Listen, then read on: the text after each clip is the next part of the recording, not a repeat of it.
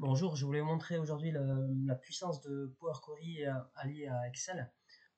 Pour illustrer cela, une problématique classique de maintenance préventive. Vous êtes responsable de maintenance préventive ou usine, vous devez gérer votre parc, vous devez en particulier gérer les contrôles machines. Donc vous avez ici ce tableau de bord qui est, voilà, qui est une requête qui a été créée automatiquement. On le reconnaît en faisant clic droit, on peut actualiser.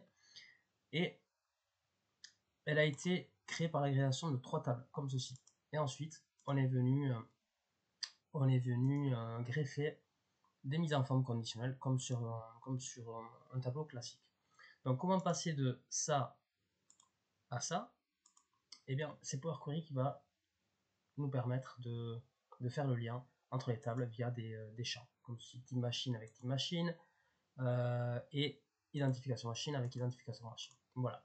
Donc le résultat, quel est-il? Eh bien, mettons, vous avez ici une nouvelle machine. Voilà, vous achetez une nouvelle machine.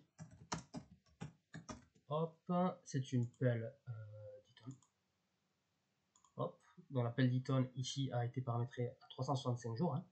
Donc, Power Query va la reconnaître. Mettons, vous avez fait un contrôle sur cette pelle le 10 février, allez, on va dire le 17 janvier 2021.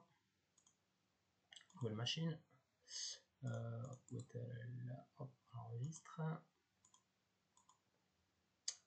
Où est-elle, nouvelle machine? Elle est là. Voilà, on enregistre. On va sur le tableau de bord, on fait clic droit, actualiser. Ah, et bien dans la nouvelle machine. Voilà, vous êtes en retard. Vous auriez dû faire un contrôle le 17 janvier. Et la mise en forme conditionnelle a suivi le mouvement. Donc, ça c'est ce que vous voyez. L'envers du décor maintenant, qu'y a-t-il sur le capot? Eh bien, comme je vous le disais, une petite requête. Voilà. Donc ça c'est la même chose dans l'environnement Power Query. Et vous avez ici sur la droite l'ensemble des étapes qui vous ont permis de passer des 3 tables vers la table finale. Voilà. Pour ceux qui connaissent un petit peu Power Query, vous pouvez également écrire tout cela en langage M. Voilà. Bon, c'est un intérêt limité de tout écrire en langage M. C'est parfois intéressant pour certains calculs avancés, mais sinon, personnellement, je privilégie largement la manière de faire, on va dire, manuelle. Voilà. Si on revient à l'environnement Excel que voici, eh bien, vous avez créé en fait une base de données. Tout simplement, une base de données.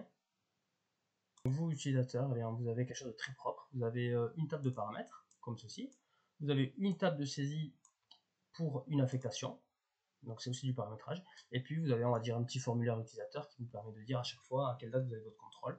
Vous repartez sur votre tableau de bord, un clic droit, actualiser, c'est terminé. Vous y avez greffé également une mise en forme conditionnelle dynamique et ça fonctionne de manière extrêmement efficace et extrêmement robuste et pérenne. Voilà, merci.